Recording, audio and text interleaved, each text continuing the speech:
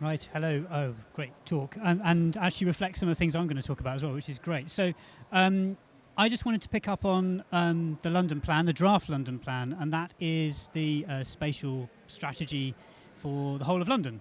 And it now includes, which is, I think, brilliant, and I couldn't have imagined this was going to happen, actually includes circular economy policies in it, in the draft. And it's going to examination into publics very soon.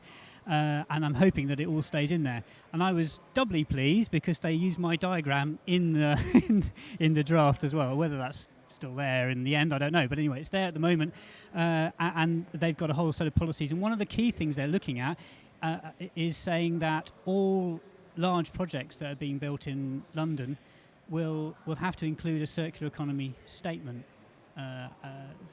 as of the end of this year, towards the beginning of next year, when the policy comes into force, which I think is going to make a massive difference and start getting people to think about circular economy buildings, which is brilliant. So this is my diagram very briefly, which you may have already seen, but the idea of retaining existing buildings, refitting, refurbishing instead of knocking them down and having to build new ones. And then on those outer three circles, it's talking about the components of the building. So can you remanufacture? Can you reclaim them? And lastly, if you can't do anything else, then at least try and recycle them at a high and keep the value of them, basically, or compost them if they're biological materials.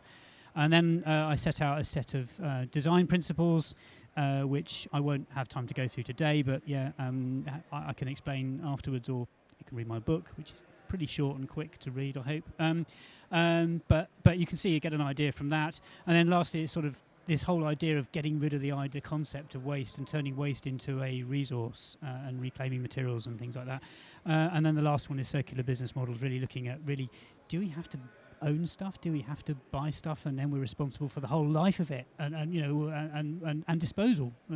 So can we lease it, or so we have buybacks and schemes like that? Anyway, I won't go. There's a lot more I could talk about on that. I won't go into any more detail on that. So just one principle I was going to pick up on today was this idea of designing in layers, that buildings are very complex, have thousands and thousands of components in them, and actually they all have very different purposes and very different lives. So a structure and the foundations might have a 100-year life if we're lucky, whereas the interior, this carpet's going to be up and gone in a day, and in 6 months in a building, or a year if we don't like the colour, and building services might have a 10 to 20-year life. And looking at this and thinking about, where does all this waste come from in London, and a lot of it's going out into the regions, and the regions are complaining about London creating all this waste all the time. So a lot of it comes from excavation, digging big holes in the ground, but a lot of it also comes from our sort of what seems like relatively small activities, like when we are refitting, refurbishing retail units, offices. It's happening all the time, ongoing. As it's one thing we focus on new buildings, but all this is going on, and actually this dwarfs, in the long term, the impact from the new buildings in the longer term, because you're doing this every 10, 20 years, and for a building with a 60-year life, you've got several iterations of that, and there's bits of it that are going to be there quicker. And this is the sort of stuff we're generating. This all looks nice and tidy, but this is all going to go to be scrapped. And this is probably going, some of it will go to specialist landfill if there's the plasterboard, because you can't send it to a normal landfill because it gives off nasty chemicals, and all this stuff that was actually, it has some good value to it, is just going to be scrapped. And I say there's a plasterboard, tons and tons of plasterboard, and this is actually the plasterboard from just the offcuts from the new construction. This is, never mind the demolition where they've been tearing out the old stuff, and there's just, you can just see there's just loads and loads of it. And as I say, it's a really it's a nightmare for the circular economy, a plasterboard. And it's going to end up somewhere like this probably, and it's really low tech, I'm afraid, quite often. This way, I'm a bit worried this might be my retirement job when I run out of other work, sorting out this stuff and throwing bits of waste down, and trying to sort it before it goes to landfill. And to pick up on the first speaker's example, I think raised floor tiles, brilliant. And actually, these were stacked outside the building next to me. I thought, oh great, they're going to reuse them all.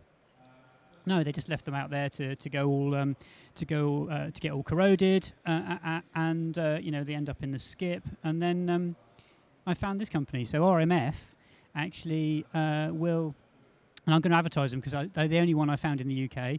At the moment, I've been recommending to lots of clients and stuff to say, hey, look, these guys actually reclaim the floor. They'll come and get them off the site for you. They will remanufacture them, so they get all the ridiculous amounts of adhesives that are on them and clean them up, and they re-warranty them. It should be gasps of shock and horror at this point. So this is remarkable. This is one of the big barriers to reclamation and reuse of stuff, because it's not, if you say, well, I could buy those new ones that are warranted for, and all those ones, well, I don't know where they've come from, and they've got no warranty. So they re-warranty them, which I think is brilliant. So and lots of our clients are now starting to, or the leading clients are now starting to look at this. So that's one idea. I've got 3 other ideas. If I've got time, I'm going to whip through. Otherwise, I'll get cut off. Remanufactured paint. What a great idea! So these guys are a national chain in the UK. They will take your paint that's left over from your site works when you've ordered a bit too much, and they will bring it back and they'll use it as a raw material to make more paint. What a great idea! And what was interesting about it is that it costs about the same as buying new paint. So I thought, it's going to be really hard to sell into the clients. But actually, you can get, as it says there in that case study, you can actually get reductions if you give them some of your leftover paint, because you're giving them raw material, so you can get some money off. And similarly, with the reclaimed floor tiles, in the previous example, I didn't say, they're 3/4 of the price of the new ones. So not only are you doing a good thing, but you're saving a heap of money. And what's not to like? I don't know. I'm struggling. And then another example is, for this fast-moving stuff, the interiors of our buildings that are, have a short life, we're putting in loads of stuff that can last, 60, 100. Well, if you're talking about terracotta tiles, maybe 1,000 years, and then we're tearing it out after 5 or 10. What are we thinking? So, one idea is that maybe we could start using biological materials in place of technical materials on the loops, and say, well, then these could be composted when you don't need them. And there's a few examples of plasterboard replacements or board replacements now around. Adaptivate is still in development, but it's a brilliant idea that you've got a biocomposite board that could be composted at end of life. It's also hydroscopic, so actually it'll absorb water in the air rather than it just sitting on the surface and creating mold. So lots of really interesting things. And then there's the gator duct, which is cardboard ductwork, which I think is a great idea. Get rid of steel, have cardboard ductwork. And then I think this is one around 3 or 4 now. So this is the last one. So the other idea was we looked at so we've done some work with the Crown Estate. We've done some work with UCL Estates, University College London. We've been run a couple of workshops with University East Anglia. We're now working with the GLA to help them pilot their circular economy statements. So so it's really just things are starting to happen, I think, in London now. And this was just an example of a demountable partition and looking at it over the life. And we did some life cycle costing, and our clients absolutely love this life cycle costing stuff because it really gives them some hard numbers they can go back to and say, look, okay, this is the business benefits of doing this, and this just shows if you take a standard partition plasterboard with a bit of insulation or whatever it is in it, or metal, whatever you need to do, and then actually that over a couple of refurbishments or refits or even moves of the office space, you're heaping up the costs. Whereas if you use demountable, relocatable partitions that you can, basically unscrew and change around and reconfigure, then you can save yourself a heap of money, especially as you start doing that second and third onwards change around. So if you've got a building that needs lots of, you think it's going to be changed around quite a lot, then it might be a solution, even though it costs more money at the beginning of life. That's my book. And I just leave you with this idea that buildings as material banks, so in